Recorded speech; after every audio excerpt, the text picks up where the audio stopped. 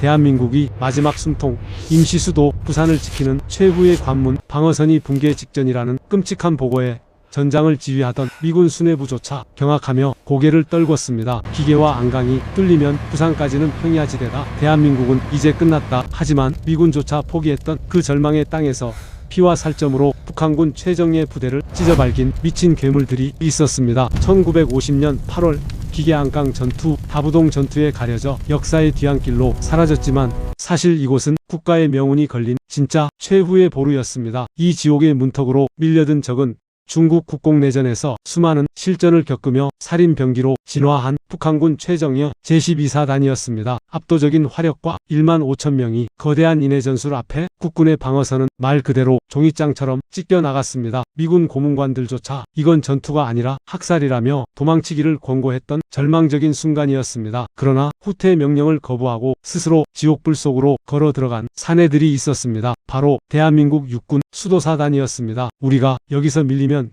대한민국은 바다에 빠져 죽는다. 단 한 발짝이라도 물러서는 자는 무조건 처단하겠다. 수도사단 장병들은 무너진 진지 위에서 죽음의 결의를 다졌습니다. 적의 맹렬한 포격에 팔다리가 날아가고 전우의 시체가 산을 이루는 끔찍한 아수라장. 하지만 이 미친 사내들은 결코 물러서지 않았습니다. 총알이 떨어지면 총검을 꽂고 돌진했고 총검마저 부러지면 철모를 벗어 적의 머리를 짓이기며 짐승처럼 물어뜯었습니다. 달려드는 적 전차의 무한궤도에 맨몸으로 뛰어들어 폭약을 터뜨렸고 내장이 쏟아지는 치명상을 입고도 피투성이가 된 손에 쥔 수류탄의 안전핀을 이빨로 뽑아 적진 한복판으로 몸을 던지는 자폭 돌격이 끊임없이 이어졌습니다. 밤낮을 가리지 않고 무려 12일 동안 이어진 핏빛 사투. 고지의 주인이 수십 번이나 바뀌는 끔찍한 참호전 끝에 피비린내에 굶주렸던 북한군 최정예 12사단조차 경악하고 말았습니다. 이놈들은 사람이 아니다. 죽여도 기어 올라오는 악귀들이다. 결국 공포에 질린 북한군 최정예 부대는 무기와 식량을 모두 내팽개친 채 비명을 지르며 산산조각 나 도망쳤습니다. 미 극동군 사령부조차 이 믿을 수 없는 역전극에 전율했습니다. 단 12일 이 짧고도 영원 같았던 핏빛 혈투가